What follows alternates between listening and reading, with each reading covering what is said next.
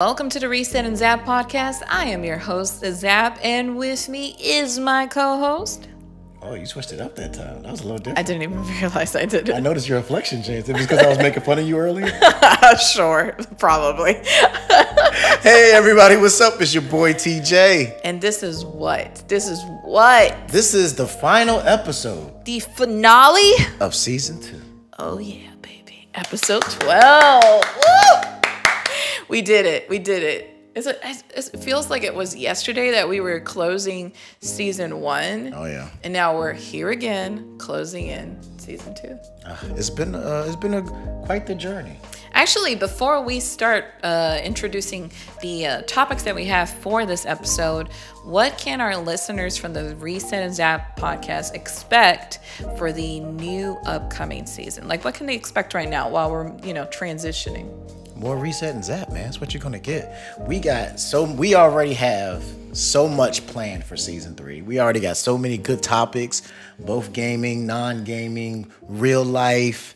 I think season 3 is gonna be that deep season. It's gonna be the return to season 1 where we had those hard-hitting topics that hit you right here in the chest. Like I'm really looking forward to what we have planned for season 3, and I'm so happy to be a part of this amazing project. Which, speaking of season 2, we've been closing in with so many great special guests. This was the very first season where we had a lot of guests. Oh yes.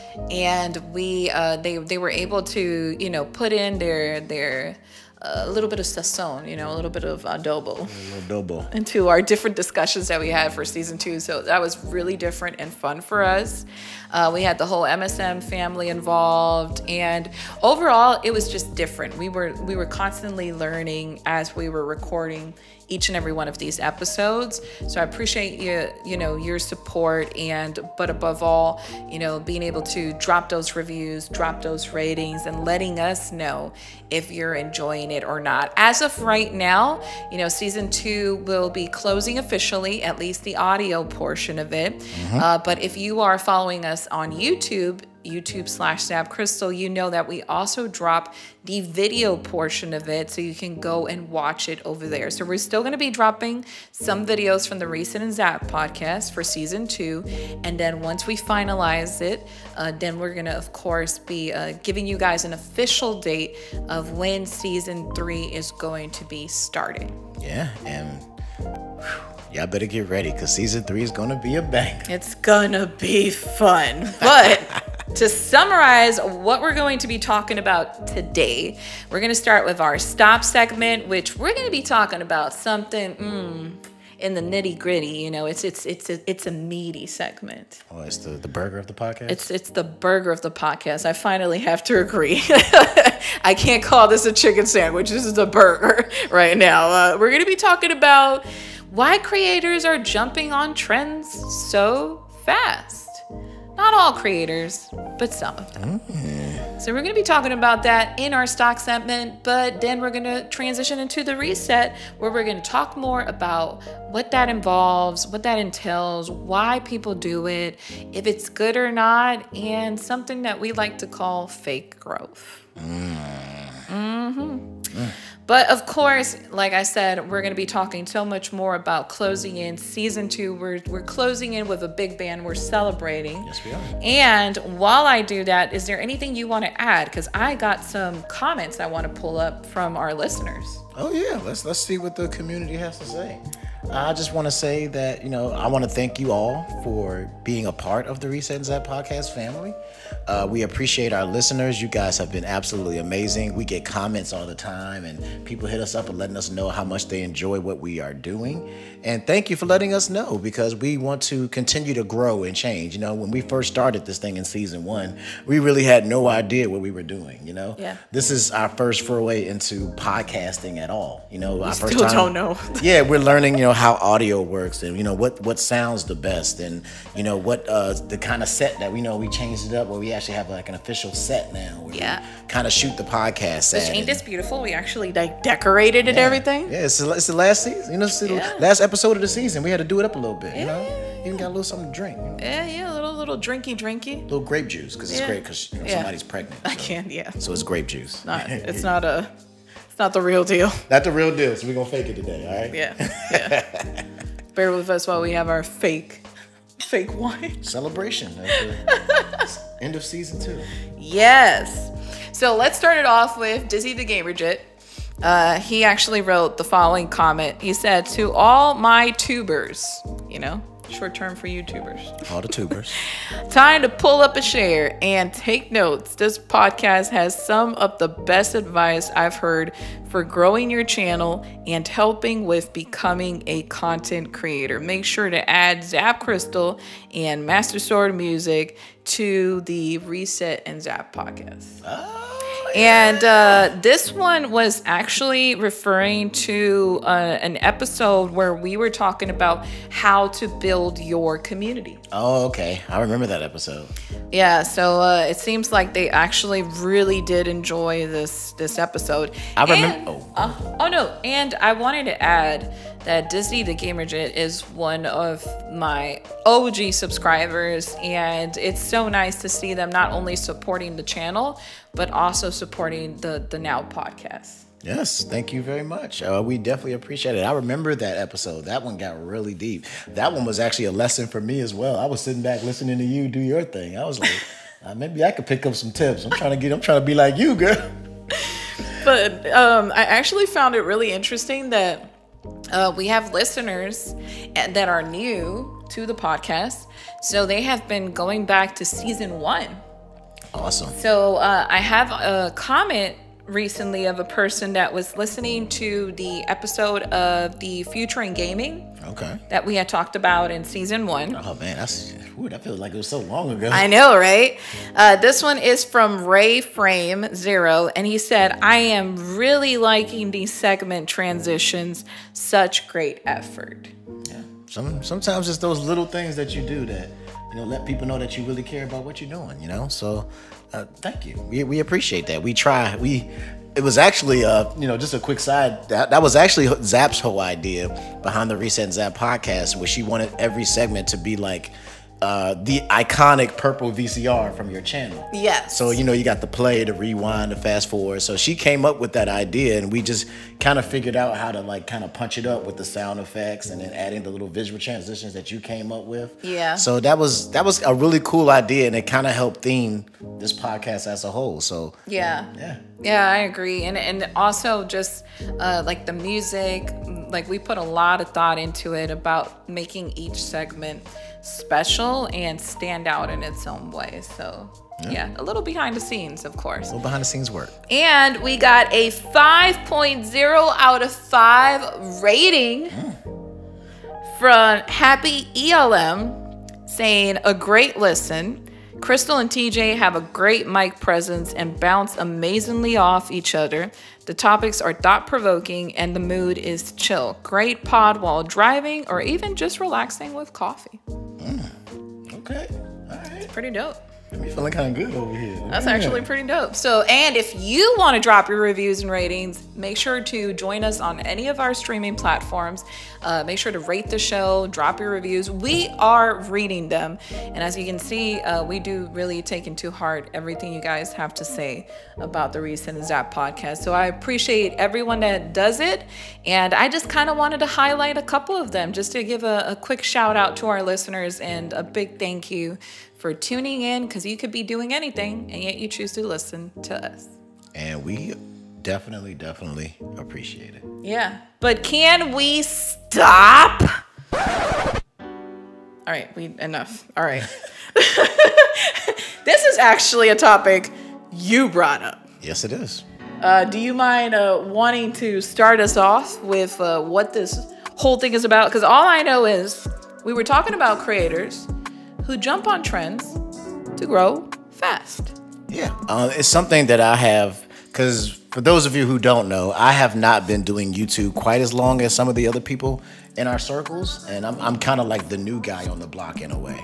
And one of the things I notice is that the trends that happen with YouTube, where certain people will do certain kinds of videos or certain styles of videos, and then they get really popular, and then everybody else kind of follows what that person did, and then next thing you know, that's what everybody's doing, and then that shifts into something else, and then everybody jumps and does that. So it's like, everybody seems to jump on what becomes popular, and there are different trends throughout YouTube that people just seem to follow.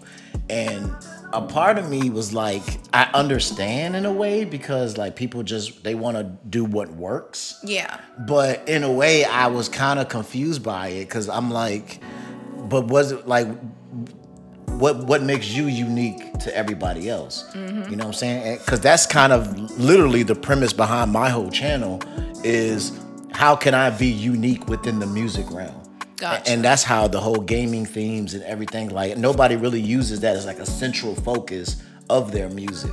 So that, I think, is what makes my channel unique. But if I were to follow the trends of everyone else, then I would be doing much different music. I would be doing more clubby, poppy type stuff. But I'm like, that music is cool and it's fun, but it's not really what makes me special, what makes me unique. And I kind of wanted to see what you think about, like, especially as somebody who does gaming stuff, because I see it very much so heavy in the gaming field. Yeah. Where certain game reviewers will do a certain kind of video, and then everybody is doing it now. And then, but whereas with you, I noticed that you kind of just stick to your own style. You kind of come up with your own ideas and very unique styles, and that works too. Yeah. So it's like, what do you think about this whole like YouTube trend thing that kind of happens? Like it now, I would say probably like an example, one of the big ones is the YouTube Shorts.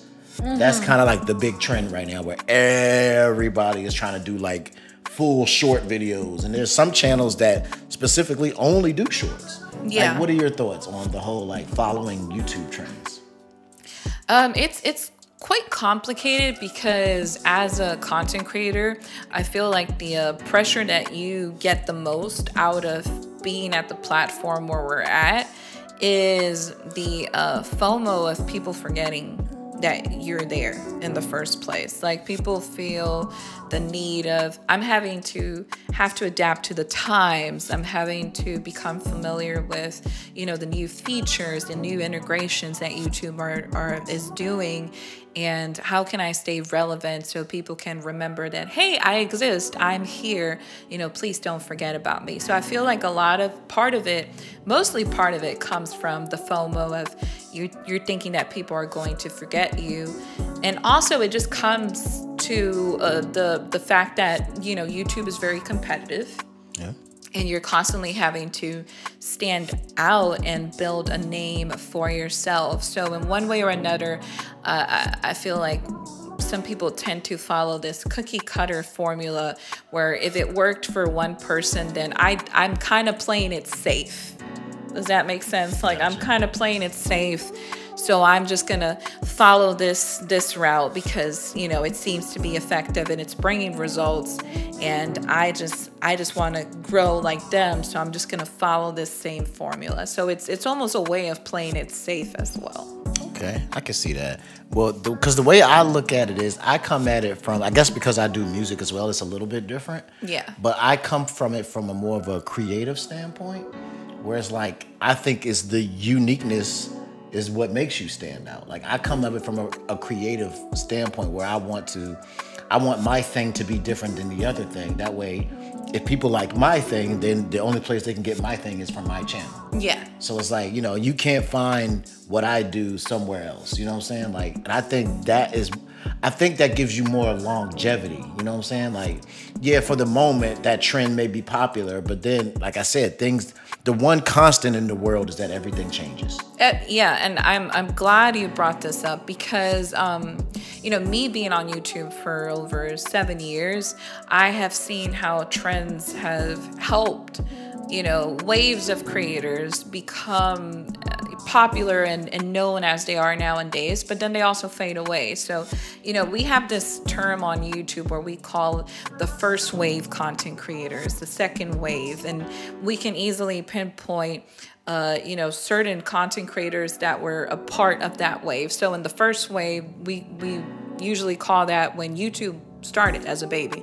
So those very first content creators who joined YouTube, like PewDiePie, you know, Markiplier, like all these first content creators that really established themselves on this first wave. And to talk specifically about gaming, because that's more so the niche where I'm in. Like in the first wave of content creators, the trend was let's plays. So there was a lot of let's plays, walkthroughs, and completing full series, because live streaming wasn't yet really a thing. Okay. So it was more episodic of let's sit down and you're going to watch this recorded piece of content where I'm guiding you through this game. And then eventually from that is where it stems the live streaming. Okay. So really, Let's Play played a huge part. And then in retro gaming, it was all about unboxing. So unboxing had become really popular back in the day. So everybody was like, this is an unboxing video. Because if you were a collector, then that's what people wanted to see. You know, like, this is what I got. This is what I added to my collection. Or I got, you know, a special edition of, you know, let's say this game, and I'm going to unbox this.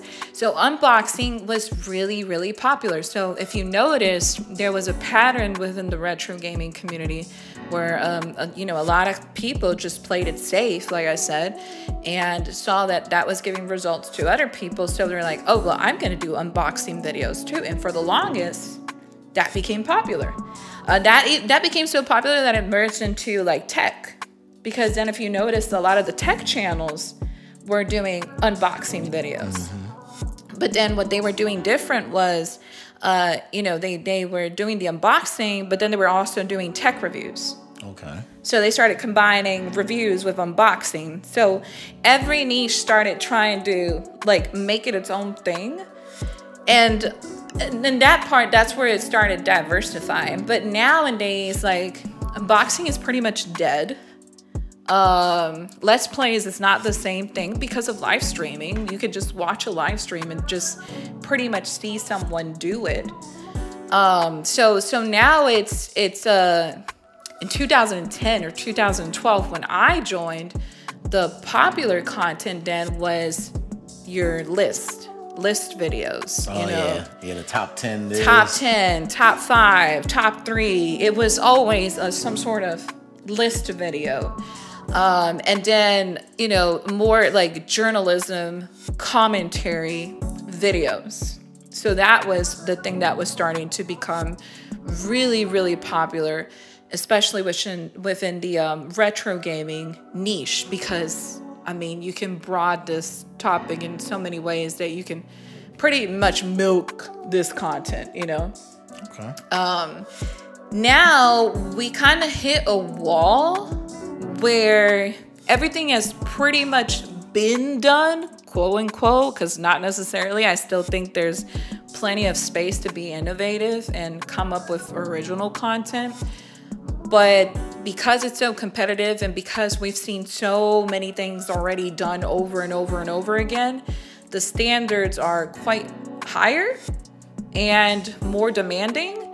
And, you know, I think people just are afraid of innovating, because if you try to jump into a format that there's not really a lot of videos on YouTube, then you just don't really know performance-wise if it's going to hit or if it's going to be a miss. Gotcha. I know that sounds like a lot, but, you know, I'm kind of breaking down so I guess people can get a better understanding of why trends kind of come to be, if that makes sense. I think one of the modern trends is something I'm starting to notice is what I like to call the everything videos, where it's like, I play every one of such and such games on like I play every NES game in existence, or I try every type of Dorito ever made, or I, you know, bought 100 of these things and did, like, I call them the everything videos. Like, that's a popular trend that I'm starting to see now, is I do the everything of this, or I tried everything of this, or I play everything of this. And I call those the everything videos, and I'm starting to notice that's a big trend that's going along now. Kind of like I don't know if this is true or not, but from what I've noticed, I've kind of noticed it being popularized with Mr. Beast. Yes. Like more like TV show. Yeah, where format. It's like he does, you know, I do this, I do it. It's like 24 hours. About making it as big and as like grand as possible. And I think that's something that I don't know if he started it or not, but I think it's something he definitely popularized. And I think a lot of people are now following that. So it's like, oh, he does this, I'm going to try stuff like that. So then it turns into, I try every M&M flavor in the world, or I play every Super Nintendo game in the world, or something like that. Like, it's, it really boils down to, like, it has a deeper psychology meaning. Like, it has a different, like, effect. And I bring up psychology because really what I was reading an article about this, actually. Okay. And it all stems down to, when everyday people, you, me, whoever's watching or listening to this podcast, right? We tend to look up to other lifestyles or to other people that seem to have it together.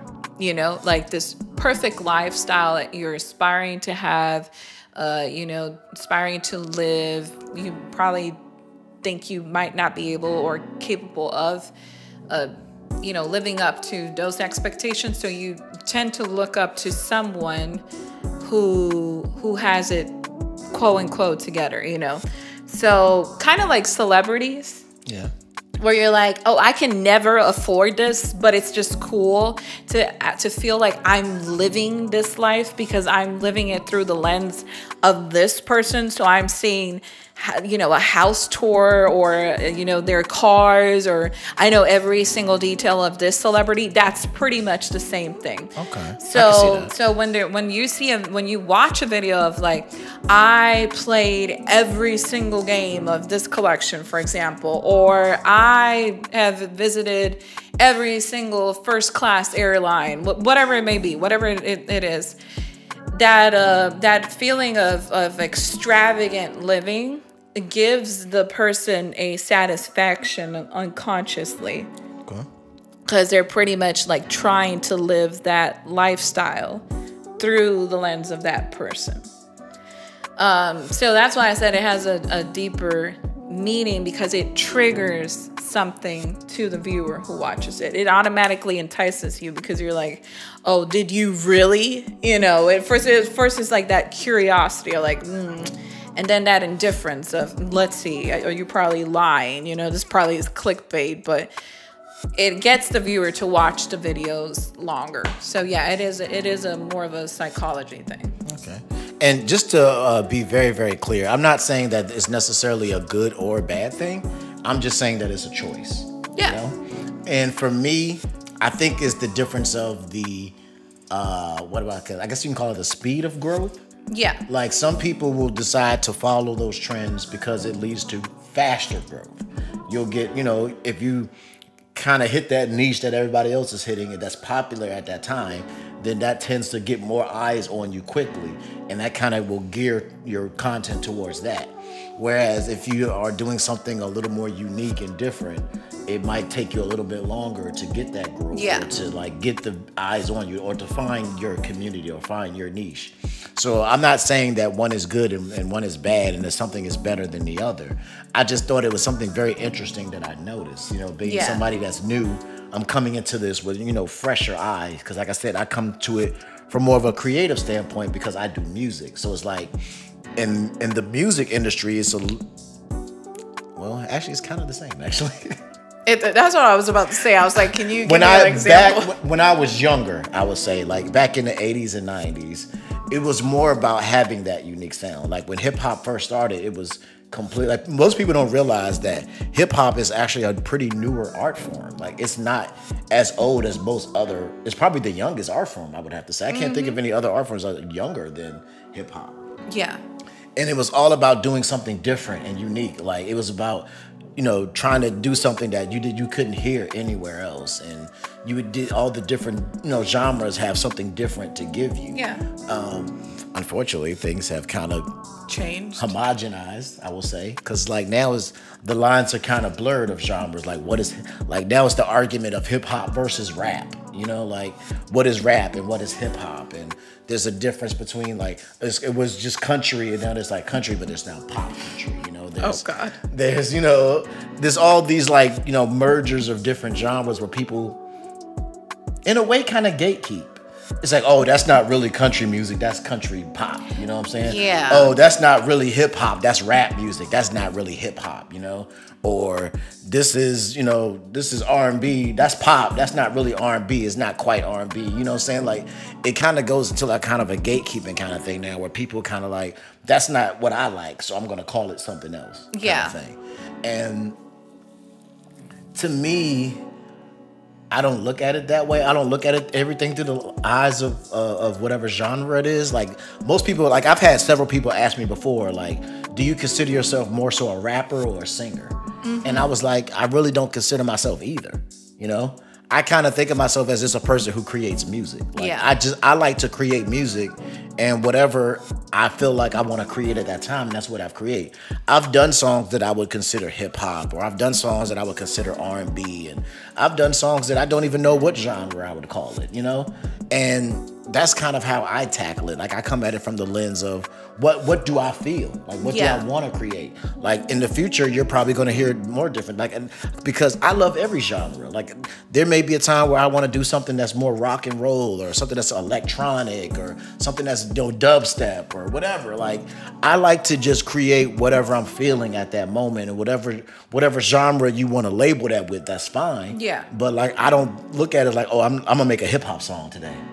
Or, you know what, I feel like making an R&B song today. You know, like, I make what I create, and then whatever that creation becomes is what it is. And for me, I feel like that uniqueness is what makes what I do special, where I can't be really put into a box. Because I think in the long, like I said, everybody wants to follow that trend, and this is just like my personal opinion. So, you know, I'm not, like I said, everybody has their choice. But from my personal opinion, if you follow those trends and you put yourself into that box, then when that box, you know, because after a while, those trends will fade. Yeah. And then, so now everybody thinks of you, oh, you're the person that does that thing that used to be popular. And now they just automatically just put you in that box, and they don't really see your evolution or growth if you decide to do something different. Yeah. Whereas with the way I like to do things is, people never know what to expect from me. So it's just like, you come to me just for me. And, you know, Master Sword music is its own thing. Whereas, like, it's never gonna be, oh, the thing that used to be popular. It's like, oh, I have no idea what he's doing next. Like, All About You is completely different than what I'm gonna be doing next, or what I did before. So it's like, and I think that what I'm gonna add to this, and this is a hot take. Don't take it personal. Speak your truth. But I think where this is stemming from too is one way or another. This is hard. I can't really break it down in too many ways, but it's a touchy subject. One of it is, you know, you're coming in as like you said, you're coming in as a creative person, but then again, that excludes the business side, because this is not really your main income. This is not what you do for a living. So, you know, if you're doing it from a business side, I can see how a lot of things will change and will play a major role in you trying to stay relevant, because you depend on it. Okay. But also, and this is where my hot take is coming in, I think we've lost total sense of what the pure definition of what a creator is. Because creator is you're creating content. And I feel like people are getting mixed up the terms of being a creator and being an influencer. And I feel like a lot of people are jumping into the field of wanting to be a creator, but they don't want to really be a creator. They want to be an influencer. And I see what you're saying. Creator and being an influencer are two separate things. I don't care if somebody tells me it's the same thing. It's not. Because influencer is, you know, you're building a brand to persuade people into buying products or following certain companies or following certain beliefs or ways of thinking, because that's your philosophy. So, you know, they're joining a certain philosophy of that person. So they're there for the person, and you don't necessarily have to create content in order to be an influencer. You know, a lot of people that are in journalism, you know, that are journalists are influencers, because when they have to create a review for a game, their opinion matters because it's coming from that person, gotcha. You know? But when you're a creator is about creating content. So when you create content, it's not so much about the creator, it's about the piece of content that you're creating. So the person will join and subscribe to that content because they identify with what you're creating. So that's a hot take. I feel like a lot in 2024, people are mixing up the terms. I'm a creator, I'm an influencer. No, you can't be both. It's just that I think that the reason why it's getting twisted is because, you know, creators can start doing sponsorships. They can start doing brand deals. But if for you to understand that as a viewer, you would need to understand that if a person's doing it as a business, brand deals and sponsorships are just a way of meeting ends and being able to continue to create content.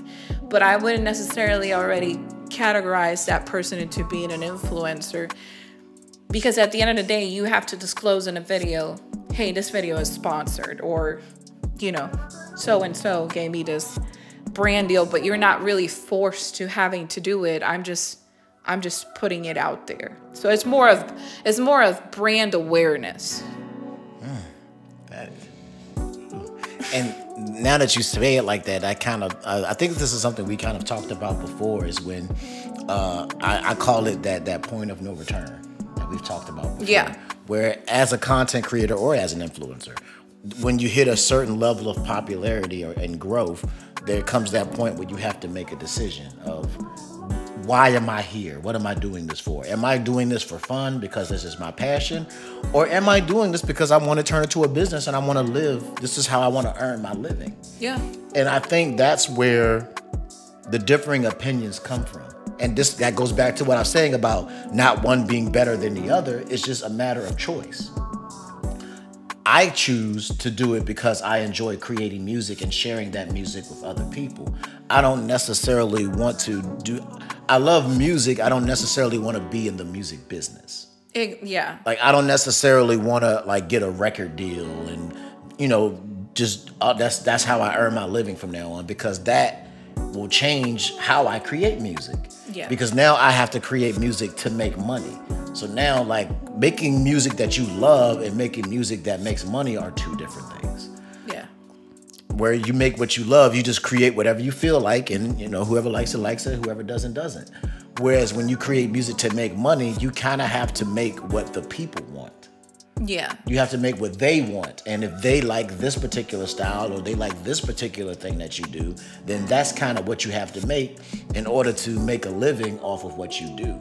And like I said, there comes that point where every creator or influencer or musician or sport, whatever it is that you do, there comes a point where you have to make a decision of, is this my passion or is this my business? And I think that's where people kind of bump heads with each other, because some people will say, well, you should be doing it because you love it. You shouldn't be doing it for money. And there's other people who's like, well, I want to make money. You know what I'm saying? Like, I got kids to feed and I got a life I want to live. And yeah. This is how I choose to earn my living, so I treat it as a business. And I don't think one is better than the other, and that people should make you feel bad about making that choice to do one or the other, you know? And I think people, like you said, get the things confused. They get terms wrong. I feel like because we're living in a society where labels are becoming a big deal. Mm-hmm. But people don't really understand the definition or the meaning properly behind a label, and they just throw it out there. Like another term that I don't necessarily agree. You know, I rather hear someone tell me I'm a YouTuber, right? But don't tell me that YouTuber and content creation or content creators is the same thing. It's not.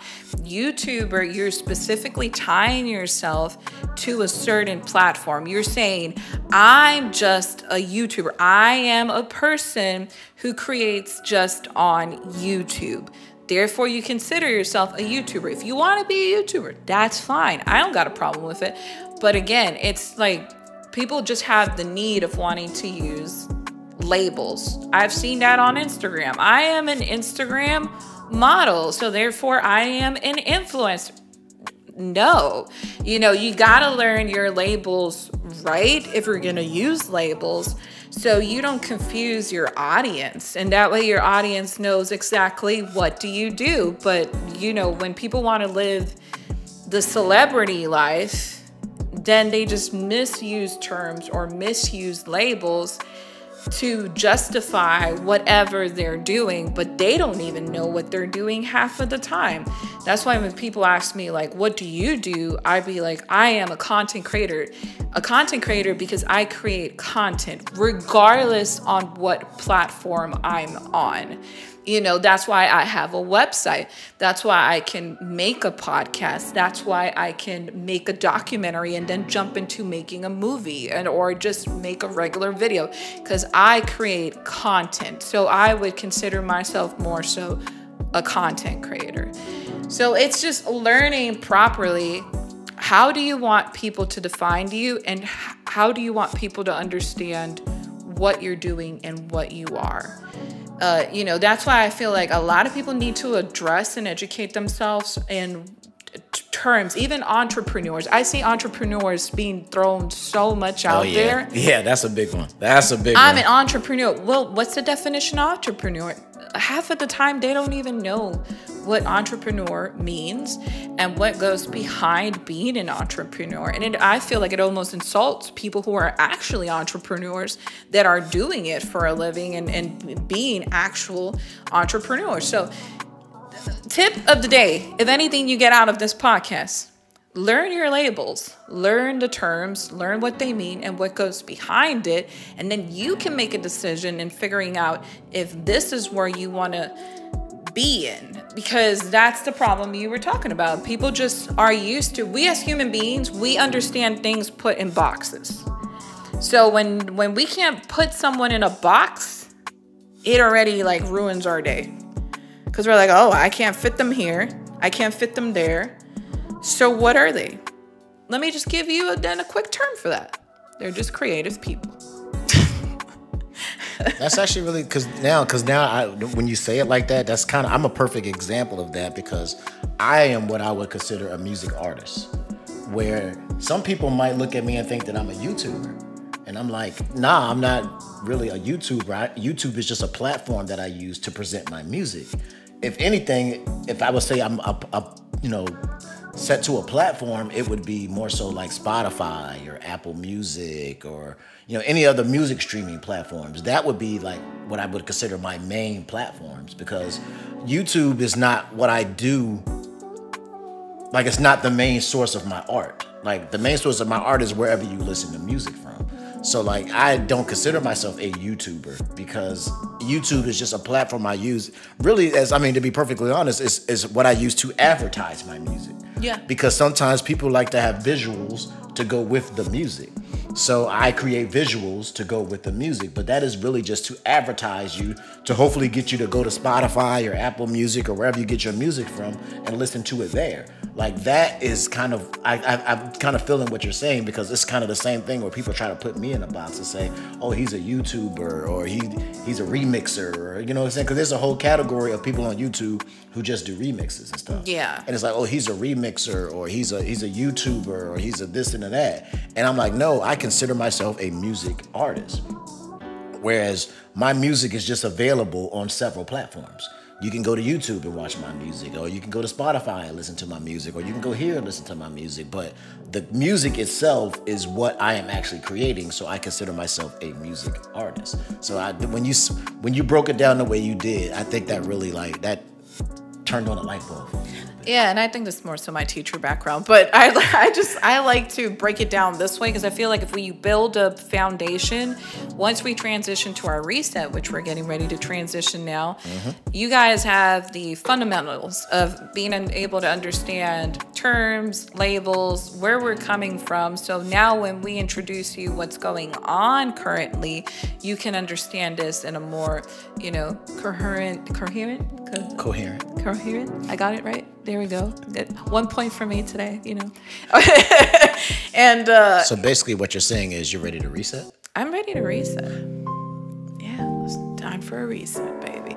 So yeah, for reset, I wanted to talk about that. What creators will do in order to get quick views or grow fast. Now, are we enclosing that everyone is doing it? No, not everyone is doing it. And also there's healthy ways of doing it and making it seem real and not just coming from a place where I'm doing this because I just need some quick views. All right, so since you got the first hot take of the episode, can I get the second hot take? Yeah, go ahead. Be my guest. Or be my co-host, which you are. Yes, I am. All right, here's my hot take for today's episode. Ooh. And it's 3 words. Follow for follow. Oh, God, I hate that term. I completely despise this term. Go ahead. All right. Oh, go off, please. Please stop. Please stop doing it. It is not genuine. It's not real.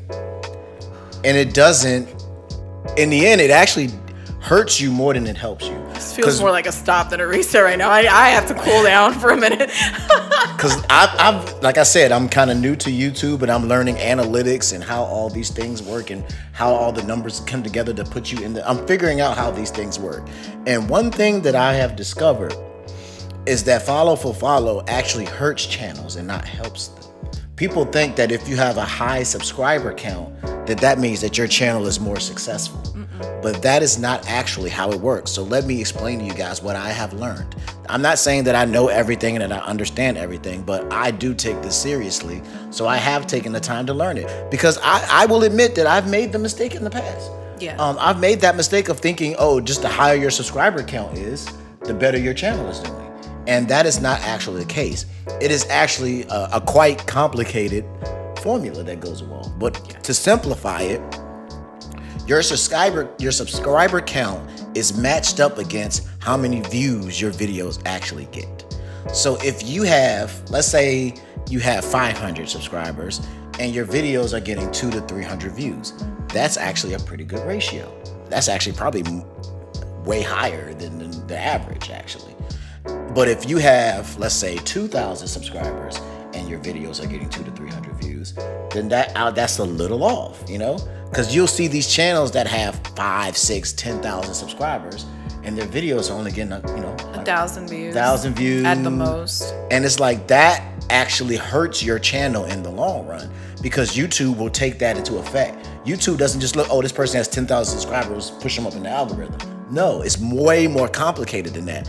They will look at your subscriber count and then look how many people are watching your videos, how long they're watching your videos, at what point do they stop watching your videos, how long is a viewing session. They take all these numbers into account. So having a lower subscriber count with higher views is actually better than having higher subscriber counts and lower views. So when you're following for following, people are just following you, but they're not actually watching your content. Yes. So you just have a bunch of dead subscribers. And actually, it's something that I've learned pretty recently too, is that I don't know how often they do it, but YouTube will actually scrub your subscribers. Yeah, they will do an audit. Yeah, if they see that certain subscribers are having watched your videos in a certain amount of time, they will actually remove them from your subscriber numbers. Yeah. So you'll notice sometimes that your subscriber count will kind of fluctuate a little bit here. It's usually yearly. People will see that dip.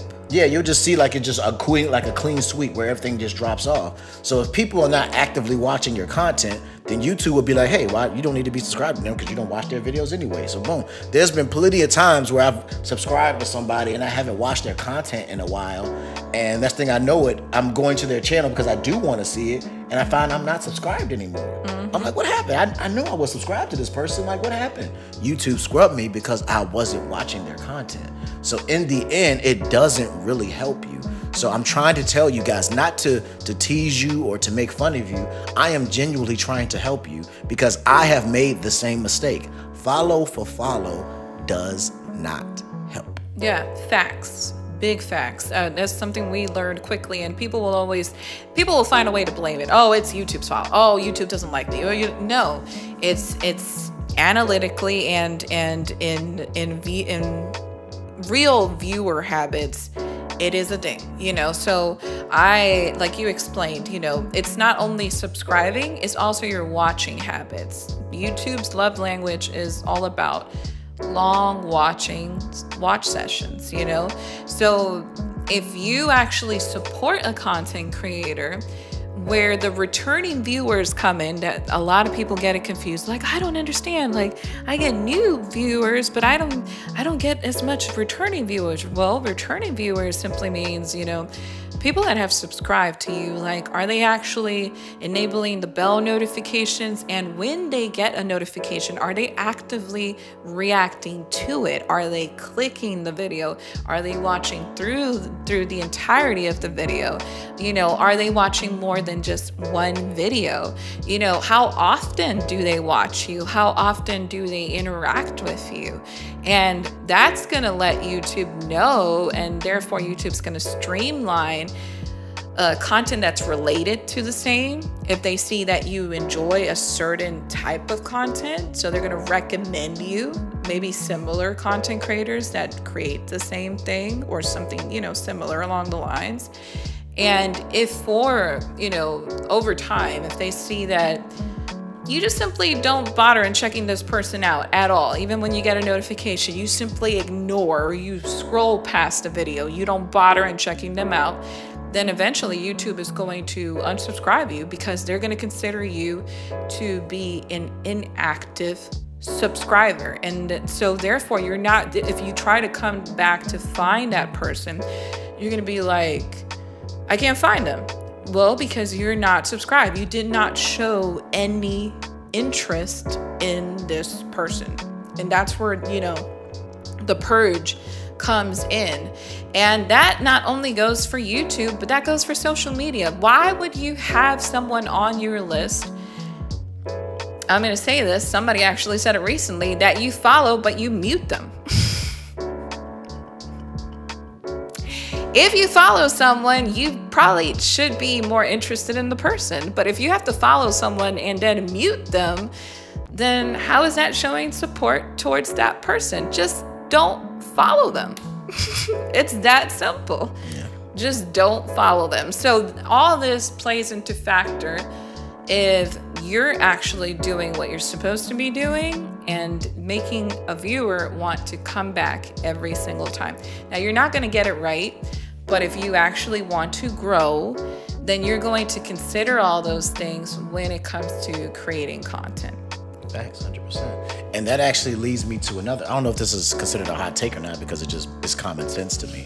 This, I think it leads to a common misconception within YouTube, is where people think that, once I get that high subscriber count, that things actually will become easier. You just put out content. Now that you got all these subscribers, people are automatically going to watch it.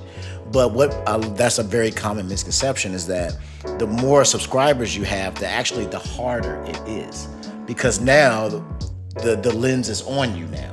So now that you have the higher subscriber count, there's more expected out of you as far as your quality, as far as, how often you do. Like the higher subscriber count port, people are going to expect more and better content. So people think that it actually gets easier as you get higher, but it actually becomes more difficult because now you have to not only grow your audience, but you have to maintain the audience that you already have. Yeah. So getting a high subscriber count isn't the be all. People talk about the grind to get there. Yes, it does take a lot of work to get to that point. But then once you get there, it's not over. It's not, oh, now I got 1 million, now I got 10,000 subscribers, I'm all good now. Everything's good now. All I got to do is just put out content and I'm just automatically going to get views. That's not how it works. You have to continue to push.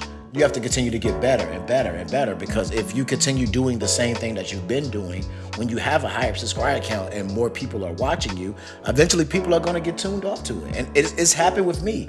I've had YouTubers that I've really loved and enjoy watching in their early years, but then they don't grow. They continue to do the same thing that they were doing 5 or 6 years ago, and it's just like now I'm just not interested anymore, because it doesn't evolve or grow or do anything different. So people think that, you know, all I gotta do is hit 1,000 subscribers, or all I gotta do is get monetized and everything is gonna be okay. Yeah. And it's not that. I don't want to paint you guys a false illusion of what's going to happen, because it is a struggle to get there, because I'm actually still struggling to get monetization. There's so much you have to take into account to get to that point and to grow, because one of the big, like for example, one of the big issues that I run into when it comes to content creation is the fact that I make music, which means most of my videos are 3 to 5 minutes max. Yeah. Which means the big part that I have an issue time with is watch hours, because my content is so short. Even if you watch an entire album of mine, that's only like an hour of content. Yeah. So watch time is something that I've had to use tricks and try to figure out. So that's when I created my, you know, full album compilations, where people can sit down and watch my entire album in one sitting and try to get those watch hours. So like you have to take into account the kind of content you make, the style of it, your audience, what they like, how long they like to watch. Some people might not want to watch a long video, so maybe I should also have shorter content too. Some people don't like music, so maybe I should, like, that's kind of how why the remixes still come, because some people tune into my channel just for the remixes. Some people don't want to hear the music. They just want to hear the remixes. So I have the remixes for them. And then there's some people who like the music but don't really care about the remixes. Yeah. So like I have to give both of my audiences what they want. So that's when I started doing both kinds of content. And I would try new forms of content. And you have to realize when certain things don't work. Like I tried to do like a skit series, and I tried to, and that failed. Nobody really watched it. So I had to, take that L and be like, okay, this doesn't work. Let's try something else. And I had to evolve how my videos are created, and upgrading my intros and outros, and it's funny, we were talking about this the other day. Like before me and you were even in a relationship or anything, you were helping me like to grow my channel and to become more of an efficient content creator, because I was so new to it. And I remember one of the first things you told me was, "Oh God, like your intro was too long." Oh, she was so mean to me, y'all. Y'all wouldn't believe how mean she was to me in the beginning. Oh Lord. But your intro is too long. You need to cut it short, okay? I don't know what you got to do, but you got to cut it short. You got to figure it out. And 8 to 10 seconds, okay? Less than 10 seconds. If there's more than 10 seconds, you messed up, okay? Your intro is 15 seconds. That's too long, okay? Figure it out. Oh God. Oh my goodness. So like that's one of the things that I did, is that I actually reached out to her and I was like, hey, can you help me figure out what I'm doing wrong to like help me grow? You have to be able to take, advice from people that are doing better than you. At that time she still is, but has way more subscribers, way better views, way more consistent, has a community built around her. And I was like, hey, that's kind of where I would like to be. So maybe I should listen to somebody who's managed to do it. So I reached out to you and asked for help, and that's when you, assisted me with how to properly make thumbnails and, cutting my intro short, even though my intro's too long. Oh God. Yeah, I'm still salty about it. Yeah. But in the end, what I'm trying to say is that people think that the higher you go, the less work it'll become, and that's not true. The higher you go, the more work it becomes. Quite the opposite. For me to get to 200 subscribers to 400 subscribers, I had to put in more work. To get from 400 to 500, it took even more work. Yeah. So it's like the higher I go up, I'm realizing the more I have to work. So it's like it really depends on, for one, how far you want to go, and two, how much work are you willing to put in to get there. Because if you think you can just make lazy content, now that you got the subscribers, you can just make lazy content and people are still going to watch, you're going to understand very, very quickly that that's not the case. Yeah. especially when we live in a society where overconsumption is a thing and people are just addicted. There is such a thing as being addicted to being entertained. And people are just addicted to entertainment and overconsumption of it. I have to say it bluntly and openly. Like, I really feel like people are facing an addiction where, you're constantly being bombarded with, promotion, marketing, ads, content, from here and there, new people popping every single day, fighting for your attention. So, and when we live in a place where overconsumption is becoming a norm,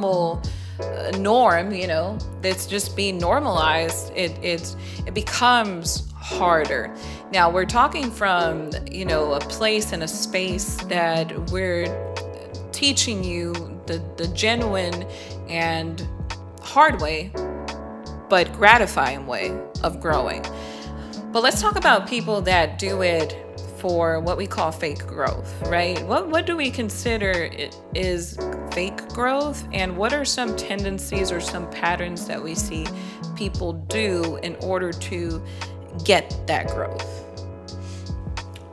It's this one. I could actually tackle this from a music standpoint because, and I know some people are not gonna like what I have to say, but there in the music industry, there's this tendency to go to what I like to call oh God, I'm gonna make so many people upset with this one, but it's like I don't know how else to describe it. But there's this new trend for music for people to do what I like to call TikTok artists. Oh, internet.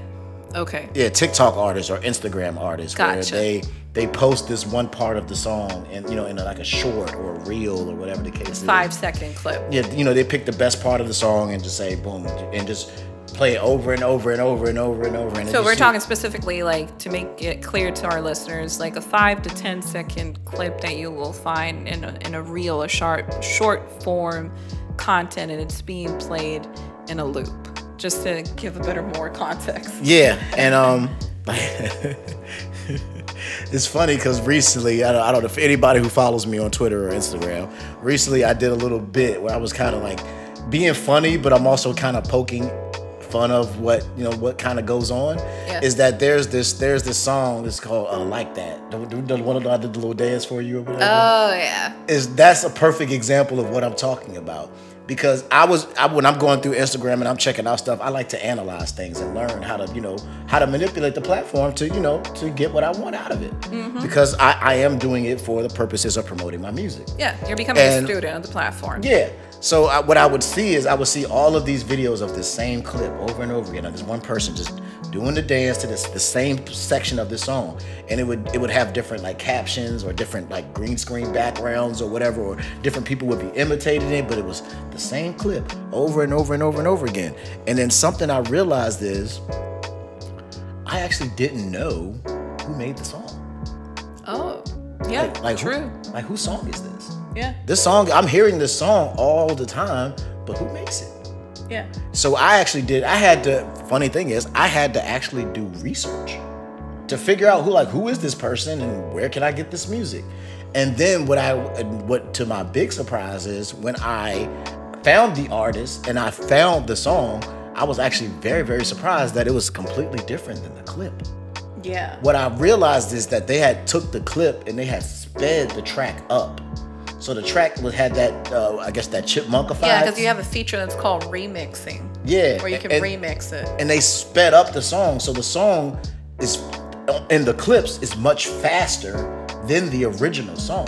So when I listened to the original song, I was like, this is not what I heard. Mm. And then when I realized that, I was like, I kind of instantly turned off. Because I was like, I thought I was trying to I like this portion of the song, and so I want to hear what the whole entire song sounds like. And then I go listen to the song, and it doesn't sound like what I heard. Yeah. So now I'm not even interested in hearing the song now. And I'm saying all of that to say this, we're talking about fake growth, where it seems like this song is the most popular song in the world. But it's just a popular song on that platform. Yeah. And it's not even what you think it is. Yeah. So like, I would read the comments and people would be like, who's the song? Like, who's the artist? Who's this? People didn't, like, most people didn't know who the artist was or who the song was from. So they're like, that's not really growth. Yes, your song is popular for this time and period because everybody's using it as a meme, but then nobody knows who you are or what the name of the song is. So in the end, how did that really help you? Ooh, don't get me started when I go to my content creation side. So like, that's like, when we're talking about fake growth, I think on the music side of it, that's a big part of it. It's like, yeah, you have these songs go viral, as they say, but then when that virality is over, do people know who you are and what your song is? Because if they only know that clip, like I said, and I understand completely, because I'm coming from a viewer's side where I've actually listened, because I have done this, where I've jumped onto a reel, I heard this hook or this 5-second part of a song, and I'm like, yo, that sounds really cool, and I'm like, who did it? And I'm more intrigued, so I go look up the artist and try to see if I can find out specifically about this one song that I keep hearing through each and every one of the reels that I'm watching. And then, to my disappointment, when I listen to the full version of the song, I'm like, this is not a good song. It's not what you was expecting. It was not what I was expecting. The only good thing it had was that 5-second part right there that they decided to use for the reel. And it's even more upsetting because then people will only remember that 5 or 10-second part. But if they were to go to a live concert to listen to the full version of your song, they probably can't even sing to it because they don't know the rest of the lyrics to your song. And that, like I said, once again, I guess this all kind of goes back to what we were talking about earlier, but how that fake growth actually hurts you. Because then when it is time for you to perform and do a concert, you do that one song and everybody sings for that one part, but then what is the rest of your concert gonna be? Yeah. Like people are just gonna be sitting there like, oh, I don't know anything else that you got. So I can't. It's hard to get into a song if you don't know it. So it's like, it's better to be known for a catalog than for just a segment of a song. And I think that like, if your goal is to just be, popular on TikTok, then that's fine. Then, you win. But if your goal is to actually have a lasting music career and to be an artist that people know your music and go back to it all the time, then you need to be known for more than just that 10 seconds. Then that doesn't, even though it may help you get that big burst, if you don't have something to back that up or to go with it, then you're just going to be lost in time. Yeah, longevity. And if you notice, true real artists and musicians, like when they're more popular, like I'm talking about like real artists and musicians, usually they're the ones that don't put their music out there as much. Like they just have reels of other stuff, or other things. But the people that jump in and leave comments actually know who this person is. A perfect example, even though he's now blending into the more mainstream, but he's still not quite mainstream, is one of my favorite artists that he's from Texas, Russ. Russ just like puts little snippets and clips, and it's more so it's like him behind the scenes in his studio, like working in a session and showing you like his creative process, but he's not really like putting everything out there. But then when you read the comments and you read the people that are following him, like people actually know who this artist is, and he has his full support from this audience that he has built, because people are familiar with his songs. People actually know what he creates compared to other people that are just starting, in this, and they're just going in it for other motives. Yeah, and I think a big part of that is that when you get these viral moments and these memes that go out, 95% of the time, it doesn't really even contain you. It's just your song. Yeah. Or that portion of the song. Like, the big part of that reel wasn't the song, it was the person that was doing the dance. That's what everybody was kind of like, that was what the meme was about, was the dance, not necessarily the song. So it doesn't really highlight you, it doesn't really highlight your song, it highlights the person dancing to your song. Yeah. So that's when you get this, you get the comments of, who's the song, who's the artist, like, what is this, like, they don't know. because all they know is the meme, the person dancing and doing the dance. They know that, but they don't know who the artist is and what the song is. And unless you really dive into it and like really find it, and most people are not going to do that. They're going to watch that reel, get a quick laugh, and then go on to the next one. So I think that's where the problem comes along, is that these memes and viral moments usually don't even happen because of the artist. It usually happens because somebody else heard it and was like, oh, I can turn this into a meme and it'll be funny. And then that is what goes viral and turns into the big thing. It's not the actual artist itself. Sometimes I even question if the artists even like know these things are happening until they happen. If somebody just takes the song and just puts a clip up and makes a video and it goes viral, do the artists even really know that it's happening, or is it just is it the artists that are creating these memes, or is it just people that hear it and are creating the memes? Like, I honestly don't know. But regardless of the fact is, you have to find a way, if it does happen to you, you have to find a way to capitalize on that and put yourself in front of it. Like if somebody is using your song or your music to make a meme that becomes viral and popular, then you need to get in front of that and be like, oh, well, this is my song, and maybe you need to do the meme and make it about you instead of making it about the meme. You know, like you have to find a way to capitalize on that situation, because if you just have this viral moment and then the song goes away, that kind of, in the end, that just like, it kind of leaves you behind and in the dirt.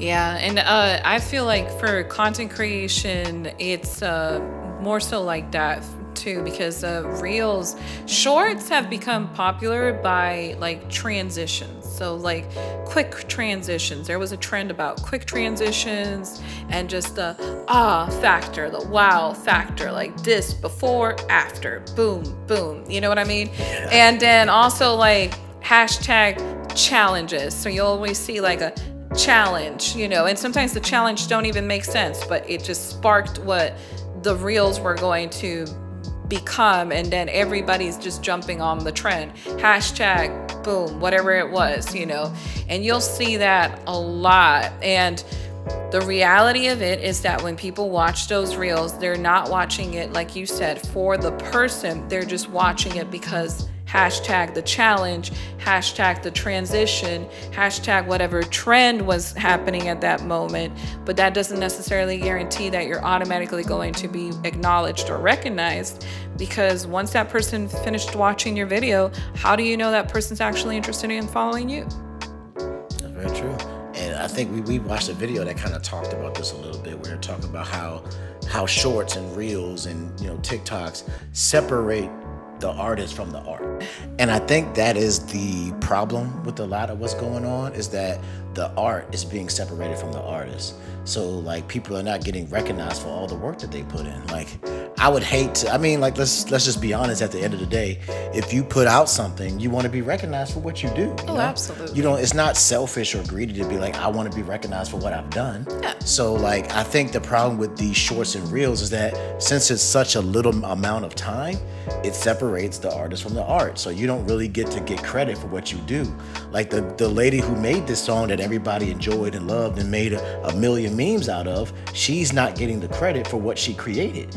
And I think that's the big problem with the shorts and reels and TikTok kind of things, is that it has that effect on what you do. Yeah.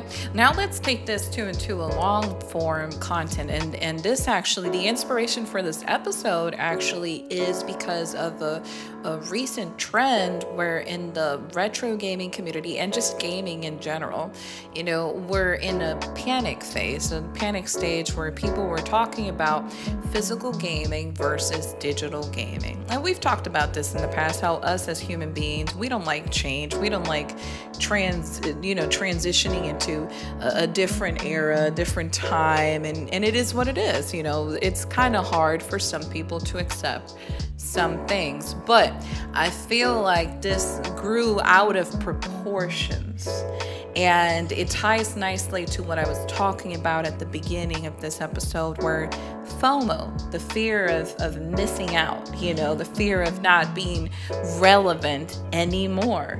Yeah. You know, because then you started seeing a lot of people wanting to put their opinions out there in regards to the topic. I have to say bluntly and openly that there was a lot of misinformation. There was a lot of miswritten articles. There was over the top, you know, dramatizing this topic.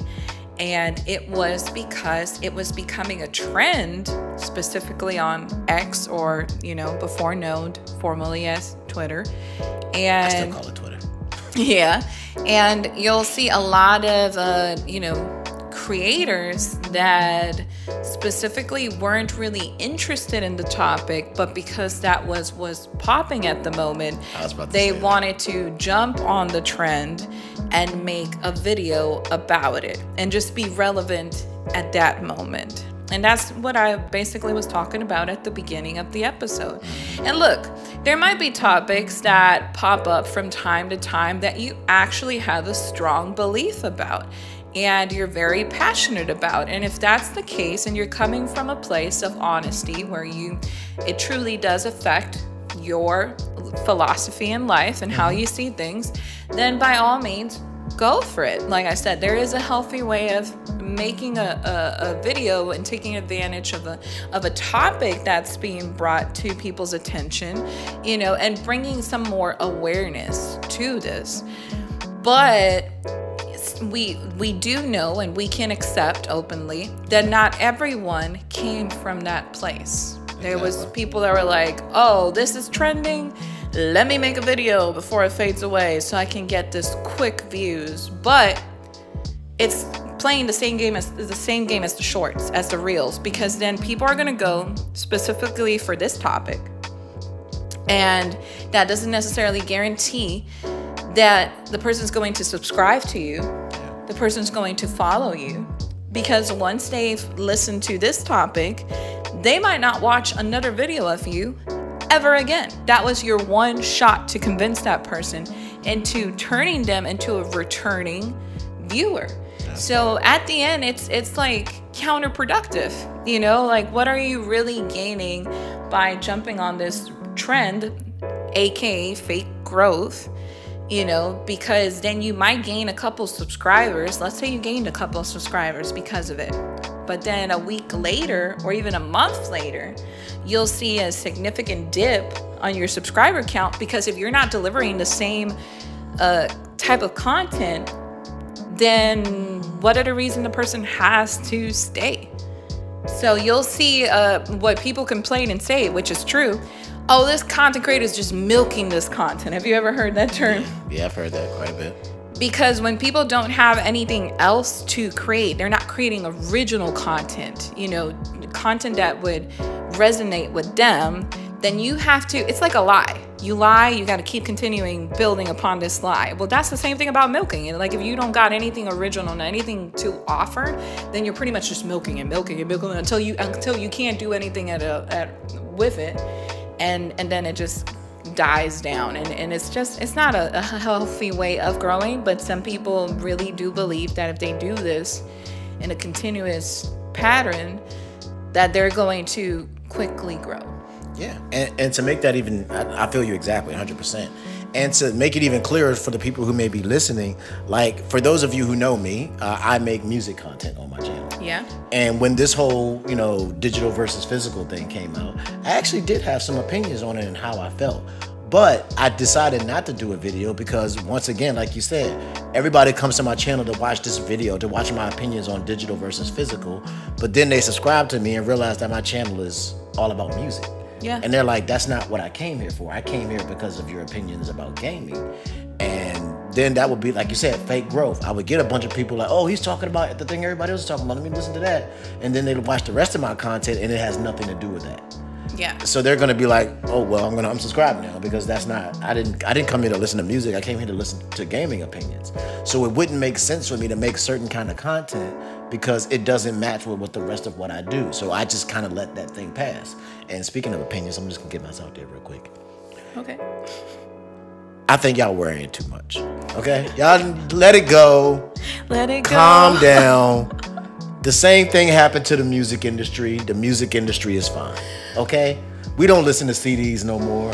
We don't listen to cassettes no more. We don't listen to record players no more. And music is still being made. You can still access it anywhere, anytime. The music industry didn't fall off or destroy or disappear. It was fine. And the same thing, and even though y'all gonna be mad that I'm gonna say it, it's the truth. The same thing is going to happen to gaming. Yes, eventually it's going to become a digital media, but it's not going to destroy the gaming industry just like it didn't destroy the music industry. It's happened in every industry where physical media is not price efficient. It costs too much to make physical media, and you can make more money by just presenting a digital product. It's honestly the reason why content creation has become such a successful field, because it is digital content. It's content that you can access from your phone, from your TV, from your car, from whatever. It just makes, in the age of technology that we live in, carrying around a physical piece of media just isn't as convenient as just being able to go to your phone, hit a button, and you got access to the entire world. Mm-hmm. Like, that is just the way things are, and I'm just going to leave it at that. All right, there we go. Yeah. So, if we're going to talk about healthy content creators and people who have stand out, it's basically being more of not following the trends all the time. Because like you said, I could have done a video putting my opinion out there. And I've probably have in the past. I've actually covered this topic before, way before it became a thing. But I just stopped myself from doing it, because even if it's in regards to my niche, your opinion doesn't always have to be put out there for everything. Sometimes some things are just better not said than said, and, things can be misinterpreted. Drama can be brought out of it. And at the end of the day, it doesn't align with the values that I have set and built for my community. So that might be another thing you want to consider. Like, we've talked about this, the type of community you want to build, the type of channel you want to build, what are your core values. So before you post something, like I always say, before you make a tweet, before you post a picture, before you make a reel, make sure if all these things align with your core values. Because if it don't, then you probably shouldn't be doing it. Yeah, that sounds about right to me. Now, a shout out to true people that have stand out. And I think this will be a beautiful way for our closing thoughts. I want to say that people that I think that have genuinely has stood out and have been great at what they do because they have found their true self is, like, for example, one of my favorite content creators that doesn't upload content as much as he does, and for better understanding because of the format of what it is like Gaming Historian. Oh, yeah. I love Gaming Historian, and you're going to see a pattern quickly about this, is because, he stepped into gaming, but in real life, from my understanding, he has been involved in the education field. And he is a teacher. He's a history teacher. So he combined his real life skills with something that he's passionate about and turned that into a very unique thing that can't be easily, copied, because it's something that has to come from him. And there's many examples of people who stand out because they take something that they're good at, they combine it with their passion, and therefore, everything they bring to the table is always going to be like a fresh air. It's just a fresh take, and it's always going to be different from everyone else because they're tailoring it to who they are as an individual. And for me, that's been one of those things. When I create content, when I created this podcast, and I've created so many other media forms to express myself, I've done precisely that. I've taken a lot of stuff that people can't copy because it's me. You got to be me. You know what I mean? So it's things that I enjoy, that I'm good at, that I'm passionate about, and I just tailor my content and build my content around that, and therefore people will always return because people are actually enjoying the content, but then they're also enjoying just being in my presence, just having me as their company because they know where I'm coming from as a content creator. Yeah. And it's so crazy that you said that, because gaming historian is actually a perfect example. And I never really thought about it that way, but that's like naturally what I've developed as well. Like I took my love of gaming and I combined it with the thing that I'm good at, which is creating music. And that's how I created what did I create. I've never even thought about it that way. It was when I created my channel, it was just simple as I love video games, I love music, let me just mash it together and create something. I never really thought about it as taking the thing that makes you uniquely you and combining it with your passion. Like the thing that makes me uniquely me is that I've had a long, history with music. My family grew up with music. I've learned how to play several instruments. I've learned how to mix and master and do beats and sing and rap. And I'm just overall just a musical person in general. And I combined it with my passion of gaming to create Master Swim music. And that's why I think my thing has become unique, because you would need that unique combination of growing up in a musical family and being a gamer in order to even begin to try to replicate what I do. So you can't, just like with Gaming Historian, you can't really copy that. And if you do try to copy it, people are going to point it out. They're going to be like, oh, you're trying to be like the Gaming Historian. Yeah. Like if you try to do exactly what he does, which gives you like literally a history lesson about gaming. If other people try to copy that, it's going to be very obvious that that's what you're doing, is trying to copy that format.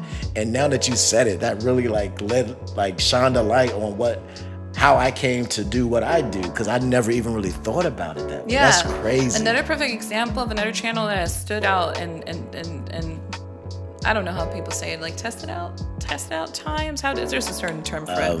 Past the test of time. Past the test of time, yeah. It's Good Mythical Morning. Shout out to them. They're both engineers, and they decided to integrate their engineers' experience and skills, and that's how they came out with a certain format of testing, experimenting, and combining stuff. And they have a lot of knowledge, and it's so easy for them to talk about stuff because they're coming from a field where this is what they've known their entire life. So as you can see what I'm saying, that there's a pattern of true creative people who combine all of their skills, all of their talents, all of their passions, and create this unique piece of content compared to just a cookie cutter where everybody's just copying and pasting what they see working on the internet, and think that that's what's going to help them grow fast. So piece of advice out of all this entire discussion, this entire episode for episode 12, if you want to grow for real and you're not just chasing vanity numbers, you're not just chasing trends or fads, be true to yourself. Listen to the episodes we've talked about what it's like being a content creator, how to build a community. We've given so many great mastermind classes of how to help you discover your own talents, your own skills, to come up with a plan in order to be successful and build what you want to build. And if you want to grow fast, and all due respects, this is what happens, to people that just do the cookie cutter formula. I call it the cookie cutter formula because nowadays when you go on social media and you see a lot of these content creators, you see pretty much the same thing. Everybody's just following what everybody else is doing. They're copying the same thing, and you start seeing a trend. You start seeing, like in the live streaming world, you start seeing a lot of live streamers doing the same thing. And then even in modern gaming, hot take, I stopped watching Nintendo Switch content a long time ago because every time I sit down and try to watch someone who does modern gaming content, I just notice a pattern. Everybody's pretty much doing the same thing. Yeah, and to bring it full circle, to bring it back to the podcast, I think that's what makes the podcast. Oh, you really opened my eyes to some stuff with that comment you made. That brings me full circle around to this podcast. We didn't, when we were trying to come up with the idea of what the podcast would be about and how it was set, it kind of actually happened very naturally. Because when we would just be like going to the grocery store or going to be adults or whatever, do boring adult stuff. We would be sitting in the car, no music playing, no nothing. and we would just have conversations about random topics. Like we would just start talking about a specific topic, and next thing we know it, we've arrived at our destination, which may have been like 30, 45 minutes away.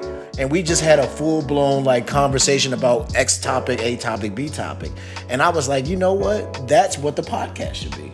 It should be those conversations that we have all the time, but just in front of a camera. And that's kind of how the podcast became to be, because this is a conversation that we would have had in the car.